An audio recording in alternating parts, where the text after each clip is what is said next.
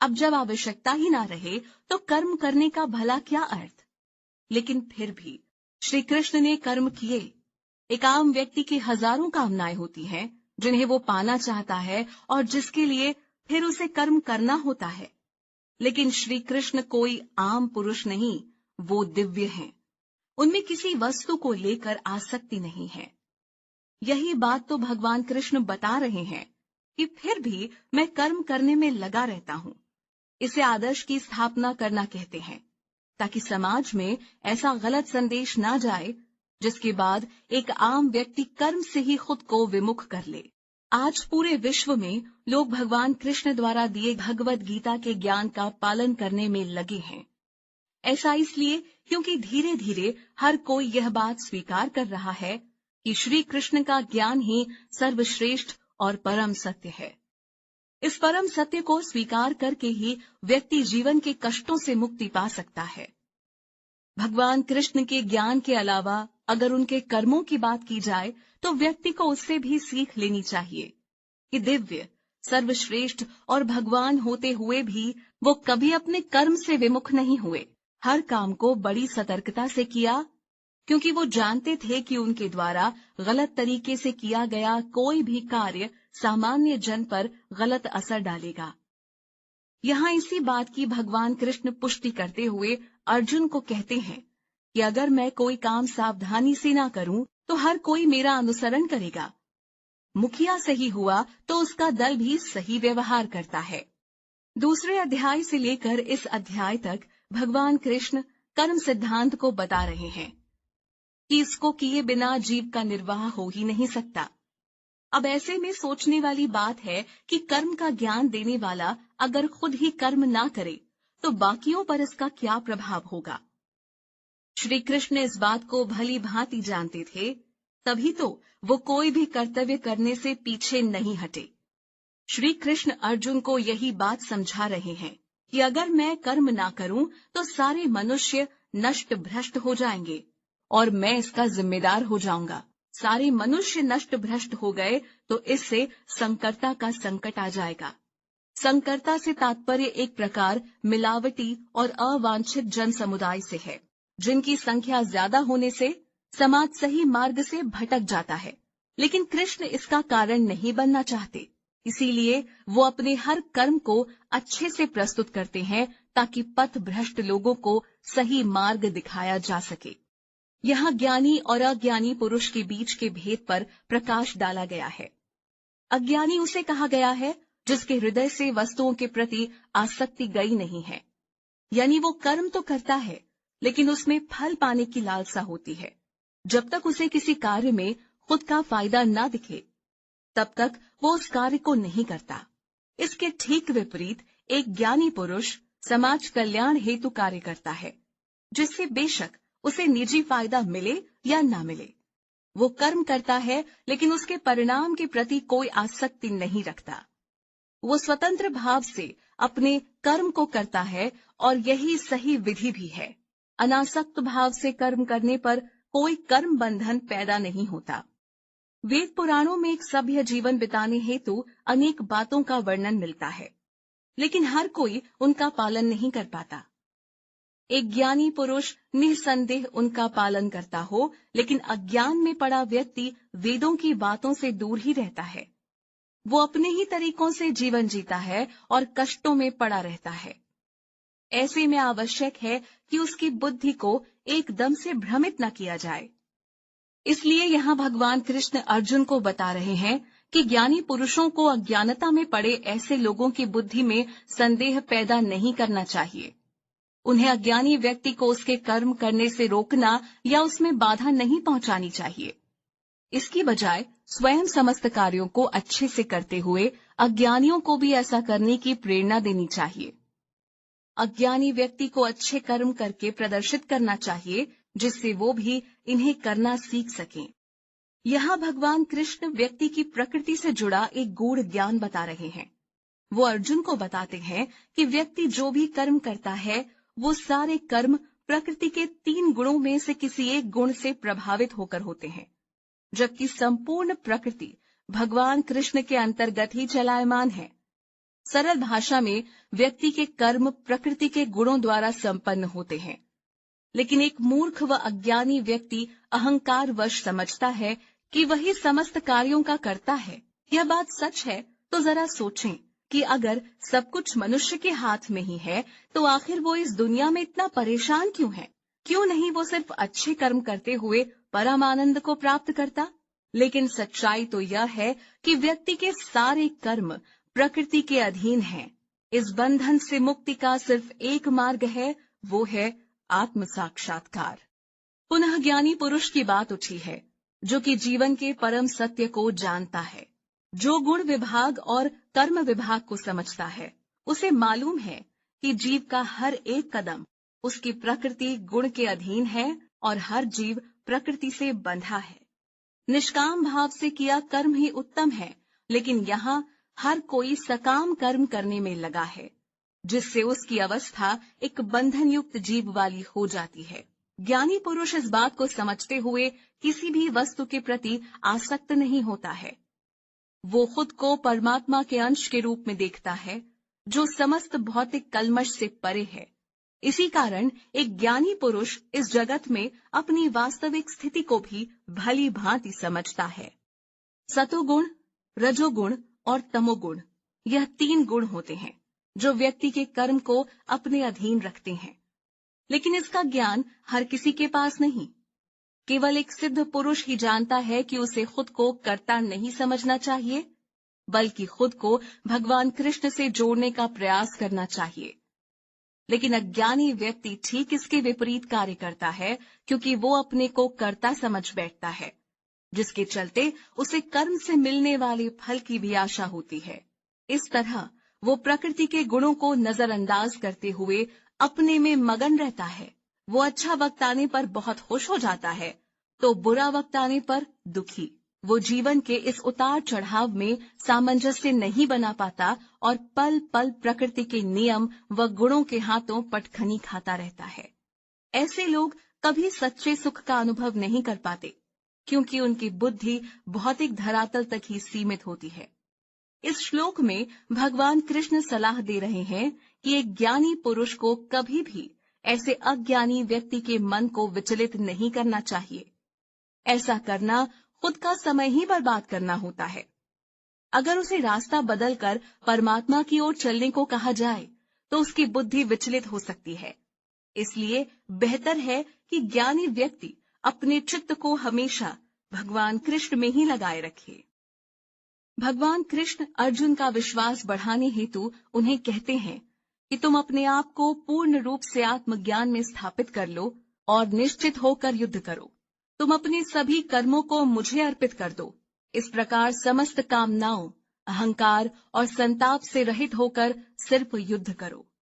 भगवान कृष्ण जानते थे कि जब तक अर्जुन इन भावनाओं में उलझे रहेंगे और खुद को कर्ता मानेंगे, तब तक उनका हृदय युद्ध करने को तैयार नहीं हो पाएगा। इसीलिए अब उनको समस्या से निकालने के लिए श्री कृष्ण ने सटीक ज्ञान दिया कि जीवन में जो कर्म भी करो उसे भगवान कृष्ण को अर्पित कर दो। जब तक बुद्धि मात्र परिणाम के बारे में विचार करेगी, तब तक कर्म शुरू करना कठिन होगा। अर्जुन भी तो युद्ध के बाद होने वाले भयानक परिणाम को सोचकर दुखी थे। तो सही है कि फल की चिंता किए बिना सिर्फ कर्म ही किया जाए, क्योंकि कर्म फल व्यक्ति के हाथ में नहीं है। यह भगवान कृष्ण डंके की चोट पर अर्जुन को कहते हैं कि जो भी व्यक्ति मेरे बताए मार्ग पर चलता है, वो कर्मों के बंधन से मुक्त हो जाता है। इसके सिवाय दूसरा और कोई रास्ता नहीं। भगवान कृष्ण कहते हैं कि व्यक्ति को दोषपूर्ण दृष्टि से रहित होकर बड़ी ही श्रद्धा के साथ मेरे बताए मार्ग पर चलना चाहिए। यानी व्यक्ति के मन में भगवान को लेकर किसी भी प्रकार संदेह नहीं होना चाहिए, तभी वो उनकी बातों को स्वीकार कर सकेगा। ऐसा इसलिए भी है क्योंकि भगवान कृष्ण और उनके द्वारा कहे शब्द ही परम सत्य हैं और मुक्ति का मार्ग भी। वेद पुराण भी इनकी कही बातों को ही सिद्ध करते हैं। इसके विपरीत यदि व्यक्ति खुद के विचार और दूसरों के विचारों का अनुसरण करता है तो वो किसी सटीक नतीजे पर पहुंच नहीं पाता। अपनी बुद्धि और विचारों से वो मात्र भटकाव का शिकार ही बनता है। भगवान कृष्ण पिछले श्लोक में कही बात के दूसरे पहलू को अब बता रहे हैं। श्री कृष्ण कहते हैं कि जो व्यक्ति दोषपूर्ण दृष्टि के कारण मेरी बात को स्वीकार नहीं करता और उनका पालन नहीं करता, ऐसे लोगों को नष्ट ही समझना चाहिए। ऐसे भ्रमित लोगों के कल्याण का कोई रास्ता नहीं। वास्तव में ये वो लोग होते हैं जो अहंकारवश खुद को ही सब कुछ समझते हैं और भगवान कृष्ण की सत्ता पर विश्वास नहीं करते हैं। आज कलयुग में ऐसे अनेक अहंकारी लोग मिल जाएंगे। एक बार फिर से यहाँ व्यक्ति, गुण और प्रकृति की बात हुई है। जैसे कि पहले भी बताया जा चुका है कि मनुष्य प्रकृति के 3 गुणों के अधीन होकर काम करता है। ऐसे में निग्रह करके क्या लाभ, यानी व्यक्ति चाह कर भी कुछ रोक नहीं सकता। उसे अपने स्वभाव के अनुसार कर्म करना ही होता है। एक ज्ञानी पुरुष भी अपनी प्रकृति के अनुसार ही चलता है, भले ही उसके पास कितना ज्ञान क्यों ना हो। दरअसल एक ज्ञानी पुरुष भी इस भौतिक धरातल पर रहते हुए प्रकृति के गुणों से बंध जाता है और इस बंधन से मुक्त होना कोई आसान काम नहीं है। अगर ज्ञानी पुरुष का ये हाल है तो फिर उस अज्ञानी की बात ही क्या करना, जो परमात्मा को कुछ समझता ही नहीं और घोर अज्ञान में जी रहा है। ऐसा व्यक्ति प्रकृति के गुणों से मुक्त नहीं हो पाता। अज्ञानी व्यक्ति अपने जीवन में हमेशा इंद्रियों की मांग को पूर्ण करने में लगा रहता है। यह वो मांगे होती हैं जिनका कोई अंत नहीं। व्यक्ति के मरने तक इनकी कामनाएं खत्म नहीं होती। जीवन भर यह व्यक्ति को सुख दुख का अनुभव करवाती रहती है, जिससे जीव एक बद्ध अवस्था में पहुंच जाता है, क्योंकि वो इंद्रियों द्वारा ही संचालित हो रहा है। व्यक्ति इन्हें पूर्ण करने के प्रयास में जीवन भर अच्छे बुरे, खट्टे मीठे अनुभवों को जीता है। इसके अलावा इन इंद्रियों का अपने विषयों के प्रति मन में राग द्वेष बना रहता है। ऐसी स्थिति में बड़ा जरूरी है कि व्यक्ति ऐसे राग द्वेष से मुक्त होने का प्रयास करे, क्योंकि यही उसके शत्रु हैं। मन में राग द्वेष लेकर चलने से आज तक किसी को सुख शांति नहीं मिल सकी है। यह मात्र बाधा है, इसलिए व्यक्ति को इंद्रियों के वश में नहीं होना चाहिए और यह काम भगवान कृष्ण की कृपा के बिना संभव नहीं। प्रकृति के गुणों के अधीन होने के कारण धरती पर हर जीव के अपने अपने कुछ निर्धारित कर्तव्य होते हैं, जिन्हें उसे करना होता है। यहाँ भगवान कृष्ण अर्जुन को समझा रहे हैं कि हर जीव को अपने नित्य कर्म ही करने चाहिए, न कि किसी दूसरे के लिए निर्धारित कर्म को करना चाहिए। अपने निर्धारित कर्म को अगर वो दोषपूर्ण तरीके से भी करे तो वो श्रेष्ठ हैं। इसके विपरीत अगर किसी दूसरे के कर्म को वो बड़े अच्छे तरीके से भी करे तो उसका परिणाम भयावह होगा।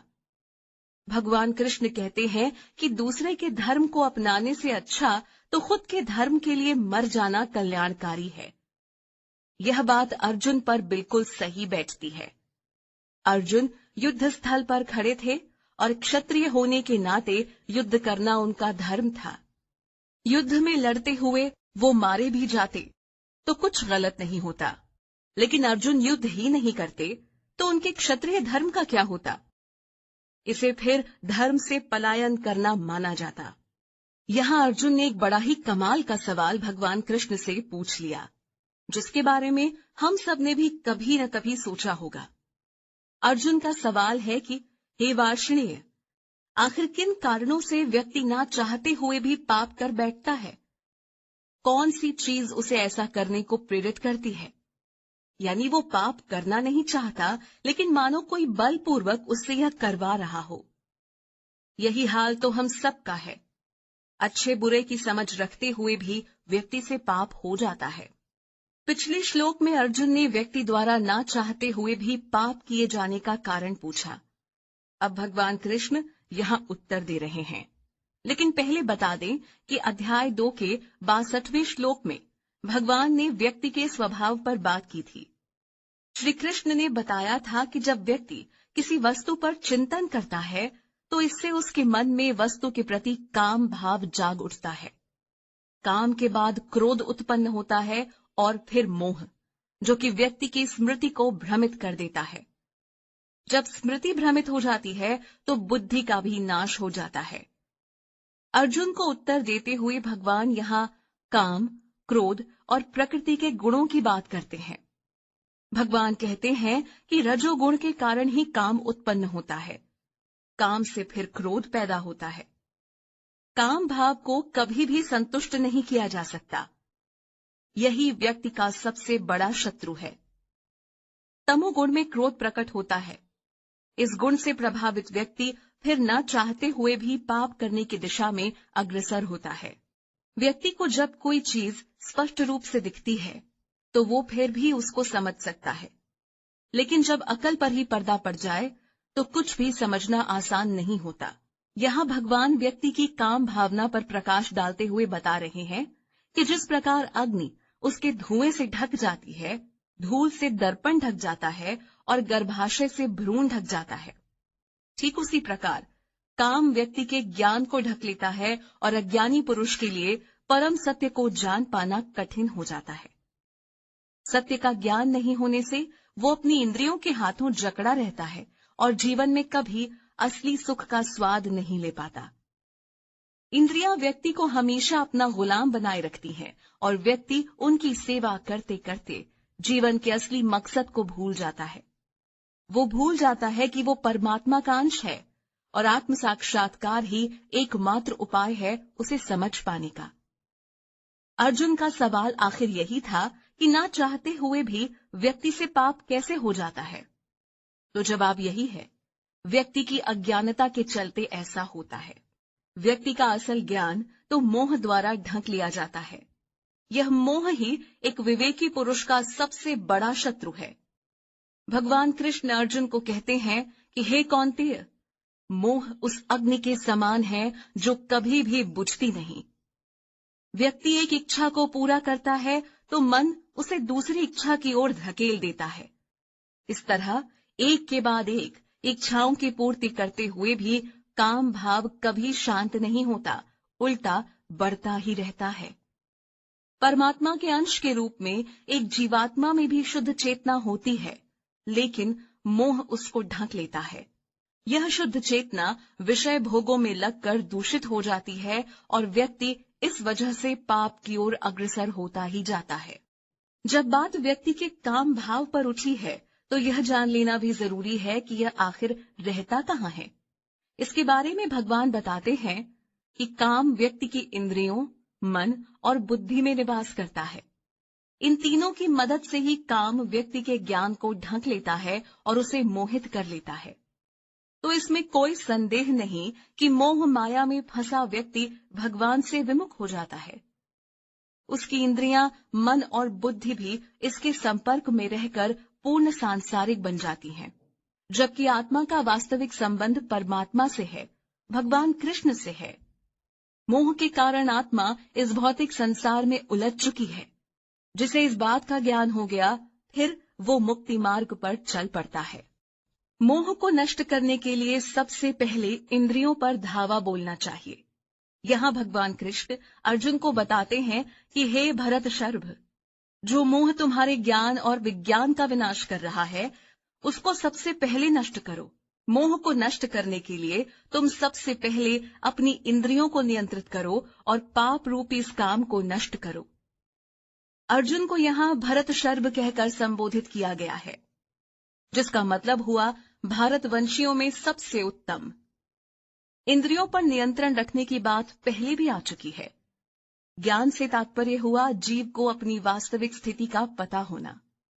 जीव की वास्तविक स्थिति तो यही है कि वो शरीर नहीं बल्कि आत्मा है, लेकिन हमेशा इंद्रिय विषयों में लिप्त रहने से व्यक्ति आत्मा तत्व से दूर होता जाता है और परम सत्य से भटक जाता है।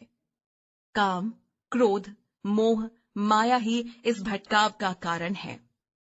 स्थूल शरीर, इंद्रिय, मन, बुद्धि और आत्मा के बीच एक तुलना को यहाँ प्रस्तुत किया गया है, जिसे समझाते हुए भगवान कृष्ण अर्जुन को बता रहे हैं कि कर्मेंद्रियां व्यक्ति के स्थूल शरीर से बेहतर हैं, क्योंकि शरीर तो मात्र ऊपर से मिले निर्देशों का पालन करता है। इंद्रियों से श्रेष्ठ उसका मन है, जो कि बड़ा बलवान है, लेकिन मन से श्रेष्ठ व्यक्ति की बुद्धि होती है।